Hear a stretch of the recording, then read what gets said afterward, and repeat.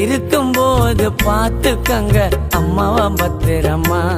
அம்மா இல்லைனாக்கா நாம எல்லாம் பிறந்திருப்போமா. இருக்கும்போது தெரியல என் தாய் பாசம் புரியல, பழகும்போது தெரியல அம்மாவை விட்டா யாரு இல்ல. யாரு வேணா நமக்கு, என் அம்மா போதும் எனக்கு.